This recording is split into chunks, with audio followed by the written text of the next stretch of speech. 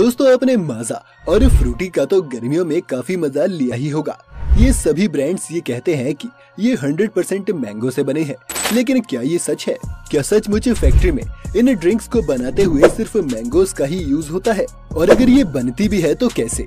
अगर इन जूसेस को सचमुच आमों से ही बनाया जाता है तो हर बोतल पर क्यों लिखा होता है कि इसमें आर्टिफिशियल फ्लेवर्स ऐड किए गए हैं? आखिर क्या प्रोसेस है जो पेड़ों पर लगे आमों को इन फ्रिज में पड़ी बॉटल्स में बदल देता है? आज जानेंगे हम ये सब, तो बने रहिएगा हमारे साथ वीडियो के अंत तक। वीडियो शुरू होने से पहले चैनल को सब्सक्राइब करना और बेल आइकन दबाना मत भूलिएगा। तो पहले बात करते हैं कि मैंगो को इन फैक्ट्रीज तक आते कैसे हैं। जैसा कि आपने देखा होगा कि आम के पेड़ बहुत बड़े होते हैं, इसलिए इन पर से इन आमों को निकालना भी एक बड़ा चैलेंज है।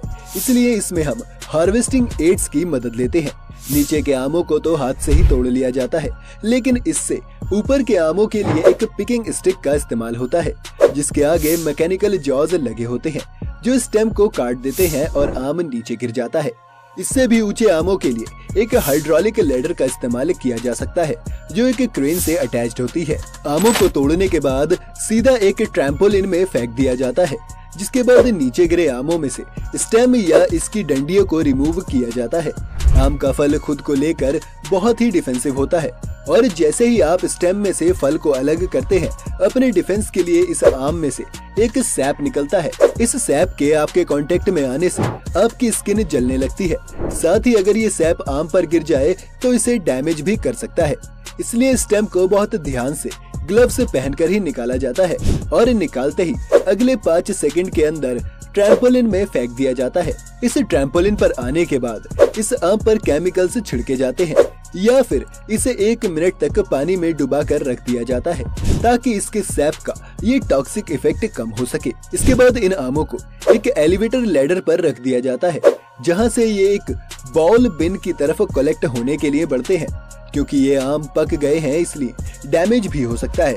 इससे बचने के लिए बॉल बिन के ऊपर एक फोम की शीट लगा दी जाती है, जिस पर ये गिरते हैं। फिर इस फोम शीट को हटाने पर कम फोर्स के साथ ये आम बिन पर गिरते हैं और डैमेज नहीं होते।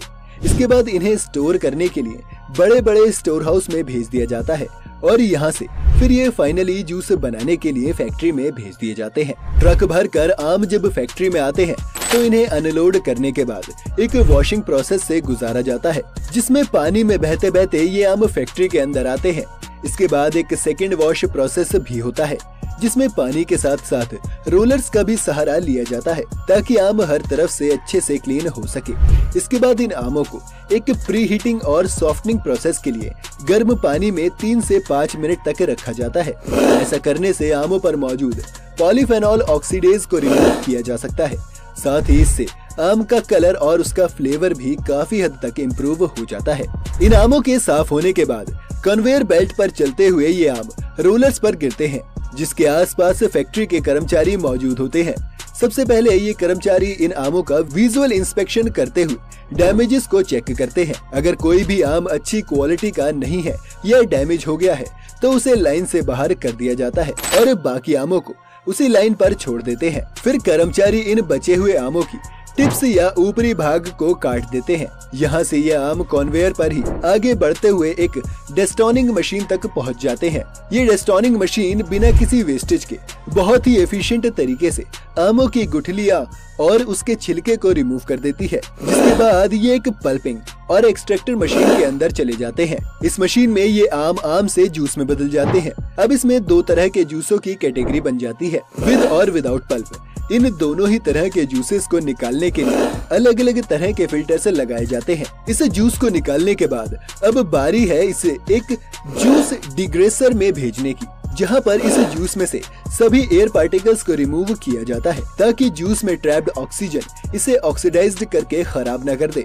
डिग्रेसिंग मशीन में ये जूस 90 से 95 डिग्री सेल्सियस के तापमान पर 10 से 15 मिनट तक रहता है। अभी इस मैंगो जूस के साथ एक परेशानी ये भी है कि इसकी डेंसिटी बराबर नहीं है। साथ ही इसमें कुछ छोटे और कुछ बड़े पार्टिकल्स हैं, जो आपके जूस का टेक्सचर खराब कर सकते हैं। इस समस्या से निपटने के लिए इसे एक होमोजेनाइजर मशीन में डाला जाता है, जहां 20 से 25 मेगापास्कल के प्रेशर पर इसे 2 से 3 बार होमोजेनाइज किया जाएगा। इस प्रोसेस के बाद बड़े से बड़े पार्टिकल्स भी 1 से 5 माइक्रोमीटर के साइज के हो जाते हैं। होमोजेनाइज मैंगो जूस को इसके बाद स्टेरिलाइजेशन प्रोसेस के लिए आगे भेजा जाता है। स्टेरिलाइजेशन प्रोसेस वो प्रोसेस होती है जिसमें किसी भी जूस में मौजूद हार्मफुल बैक्टीरियाज को मारा जाता है। इस जूस को स्टेरिलाइजेशन मशीन में डालकर 62 से 85 डिग्री सेल्सियस के बीच कई साइकिल्स में हीट किया जाता है और फिर जल्दी से इसे ठंडा भी कर लिया जाता है। इस पूरी प्रोसेस से जूस की शेल्फ लाइफ काफी बढ़ जाती है। इस जूस को इसके बाद बड़े बड़े स्टोरेज टैंक्स में स्टोर करके रख लिया जाता है ताकि जब सीजन खत्म हो तब भी कंपनी के पास जूस बेचने के लिए हमेशा जूस रहे।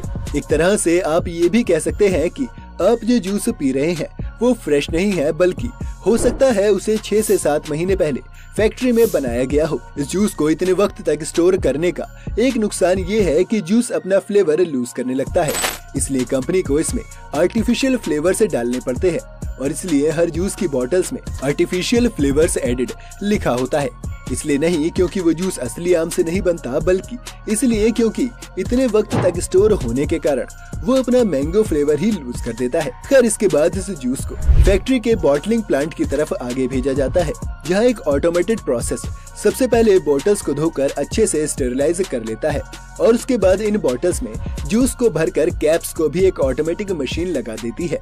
आखिर में इन बोतल्स पर लेबलिंग कर दी जाती है और ये जूस आपके फ्रिज तक आने के लिए अब पूरी तरह से तैयार है। तो दोस्तों देखा आपने कि कितनी मेहनत से एक आम से फ्रूट जूस बनाया जाता है और कितने स्टेप्स के बाद ये आप तक पहुंचता है। उम्मीद है इस वीडियो से आपने कुछ नया जरूर सीखा होगा। ऐसे ही और वीडियोस देखने के लिए चैनल को सब्सक्राइब करें और अगर ये वीडियो आपको पसंद आया हो तो वीडियो को लाइक करना और बेल आइकन दबाना मत भूलिएगा।